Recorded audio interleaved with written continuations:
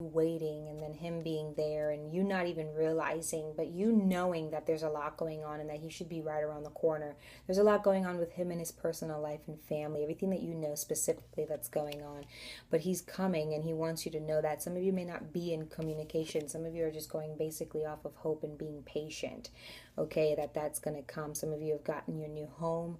Some of you have gotten it up in your finances and you feel like you're just ready to kind of like pick the furniture when he comes, or you're waiting, you're in suspense. Okay, you're always at the window, you're waiting, you're listening to sounds. Some of you may really prefer the peace and quiet right now. You don't want to hear your phone buzz if it's not him or her. The Knight of Swords, Gemini, Libra, Aquarius, communication coming in. Very impulsive, but it looks very like, if you can see the distress. It's like someone's coming quickly to kind of communicate with you, but they know that it may not be the right time, but they are. As you see, the carriage is out here as well. He's looking up at her window, but for some reason it may not be time, but I think it hurts him to know that you're waiting in suspense like that. We have the High Priestess at the bottom. The High Priestess, you know, this is you as you're waiting, and you just know because you're aware. The subconscious mind with this air sign energy, you know that he's coming to say something to you. You know that he's coming, so it's not almost like you've been waiting in vain, okay? But let's clarify some more for the suspension card. Tell us more about the suspension card, Spirit. Okay.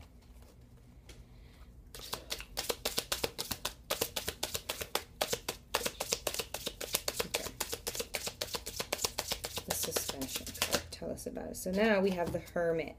Okay, so water energy here, but and I like to think of this as water with a little Virgo. That's just my take on it. So they might be either or, but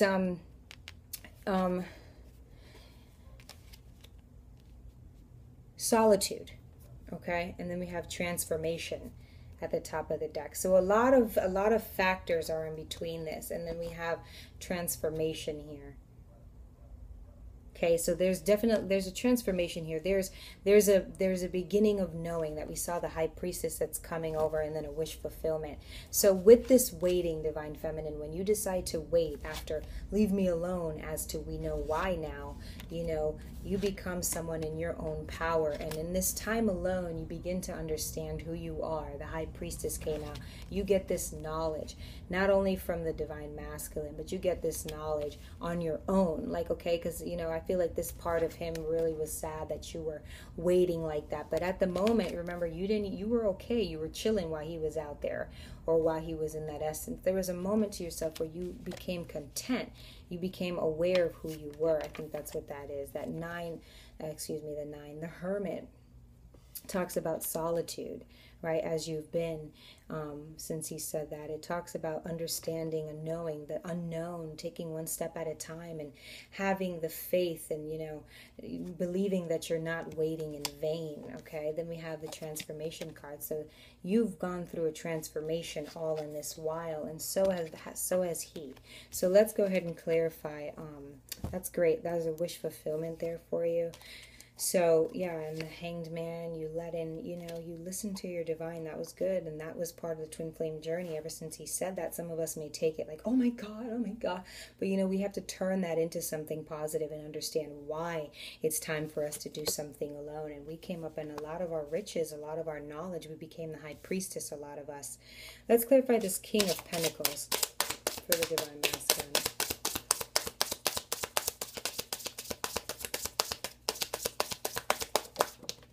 Let's see what we got.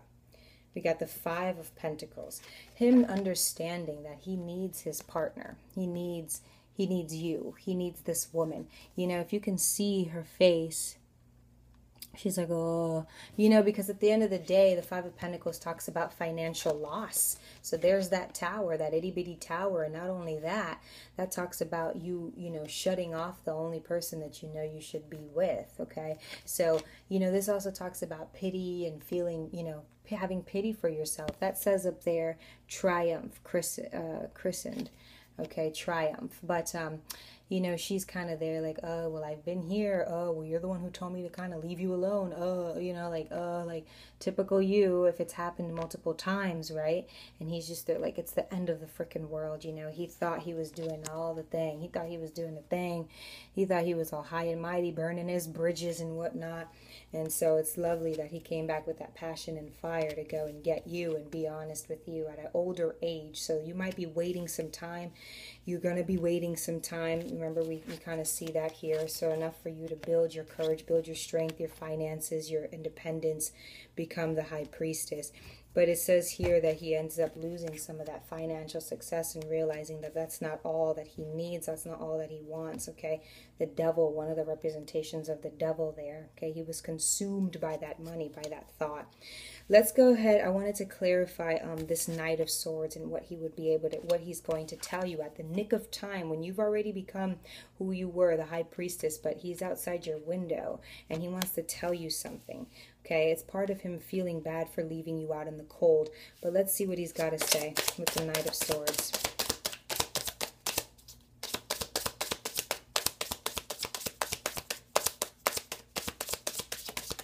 Okay, let's see what we got. So we got the Ten of Pentacles.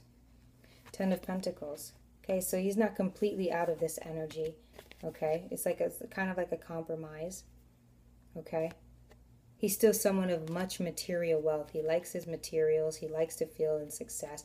This could be somebody who grew up with like feeling poor or not having everything they wanted. There's like an attachment to want to be successful in money, okay?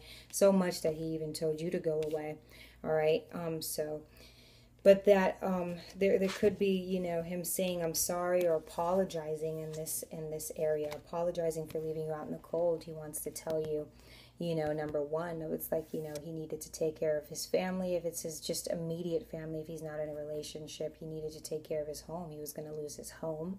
Okay, he needed to take care of his finances. He needed to get a job. He couldn't focus on the love matters. You know, the Ten of Pentacles is like a retirement, a sitting back after the money, and it's not focused on the Ten of Cups necessarily. It's just focused on the aspect of money in which it's very much needed. It's very important. He wants to also tell you that he wants a family with you. He wants to be in this with you. So it'll be great if you can be doing your thing too. You know what I'm saying? And let's just come together in that. I'm looking at a real big compromise here, but regardless, I think it's just his own pride, selfish pride right now, why he's trying to hang on to this and not admit that he was wrong, okay?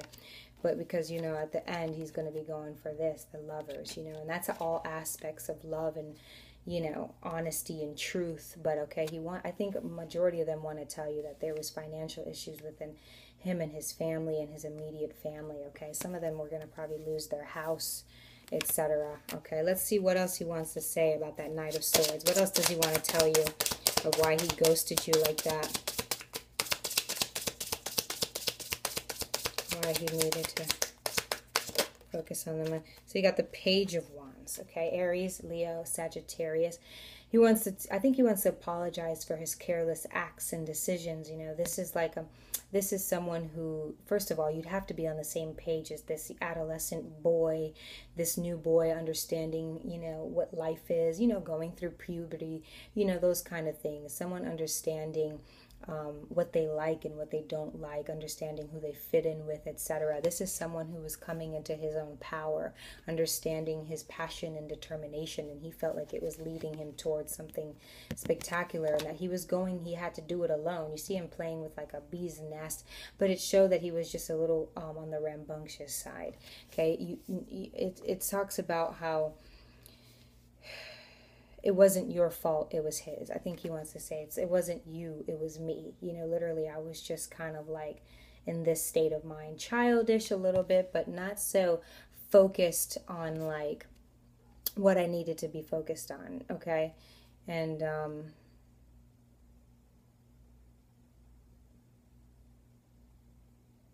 I think he was just very intrigued by this. I think as a little kid, you know, maybe he always dreamt of having a big house and having this and having that. Love was something, but that came later. You know, that wasn't the number one goal. Okay, love wasn't the number one goal. Okay, as you see, it's kind of like he's hitting a bullseye there. You know, but he's like, poking the nest. I mean, really what I want to say about it, let's clarify that Page of Wands, is with the Ace of Cups, okay?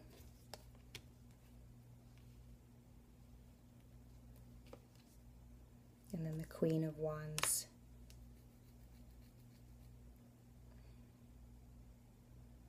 For some of you, there was, okay.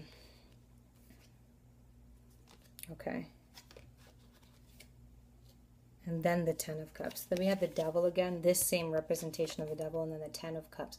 For some of you, okay.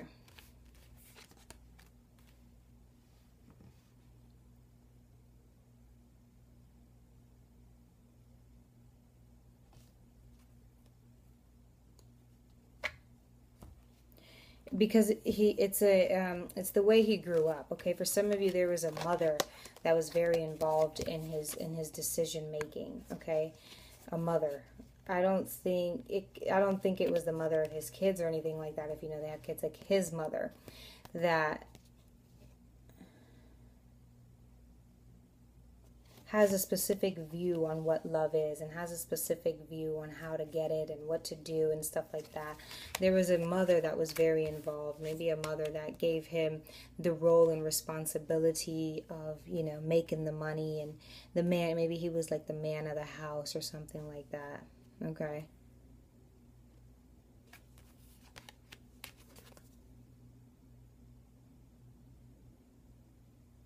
Okay, he's probably this child right here. What looks like the eldest, you know, and he's put here, he's the favored. He's favorited. You know, it looks like he probably had the role of the house, okay? He had to make sure that, you know, it was almost like nobody was going to tell him what to do. He just had to go and make those decisions for himself. And then when he did, he had to see it all the way through. All the way through. There was no deviations of plans. There was no love that can come in the way. You know what I'm saying? You know, there was no, even though he was probably the odd one out, you know, they had to keep a specific eye on him, on Peter, because he did things differently. You know what I'm saying? I think he was the one that, you know, was very curious as a young boy, but he was full of life. He's full of love. He likes to, he may have water placements in his chart, okay? Cancer, Pisces, Scorpio, but I think the family, that's interesting. I think the family and the mother especially, or like maybe they had like, he had like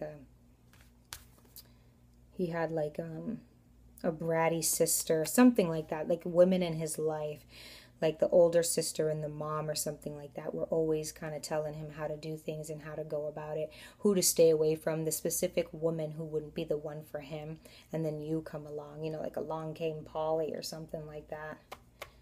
So that would explain, you know, your energy of like kind of being in disguise here, having to do what you got to do. But interesting. It's almost like a forbidden love because of the family, okay? So not only because he had to get this, he had to go and get it like this, like how he was taught. So he wants to be able to open up to you about his family traumas, about his family and his childhood and how he was raised and what he was taught how to do. I mean, it's really still no excuse. But he wants, like, it's interesting. Let's clarify this Ace of Cups for him, okay? Like, he's really like sorry, and I don't think the Divine Feminine gets it, because all he'll do is say, leave me the fuck alone, or something like that, right? Like we're saying. But it's the way that he was taught. Let's clarify the Ace of Cups. Let's see what we got for the Ace of Cups. The Temptation card. Okay, what else?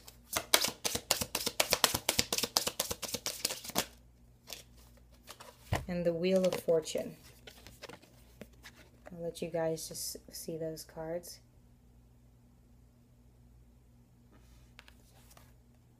I think this is how he was made to see love. And for an example, to see you. You know, this is one thing. This is passion and new ways of seeing, but he'll always just see it these ways. Trials and tribulations, as if it's only lust, as if it's only hard work. you know, and someone who sees something that's like natural almost, like as love is, as the 10 of cups as we see here, is only going to know how to work for something, and then he's only going to put his efforts where need be. Okay, honestly, you know, it's great that you, the divine feminines, get to this point of like almost contentment and not feeling like you're waiting in vain, but know that you're in love and know that you're working on yourself, and you're like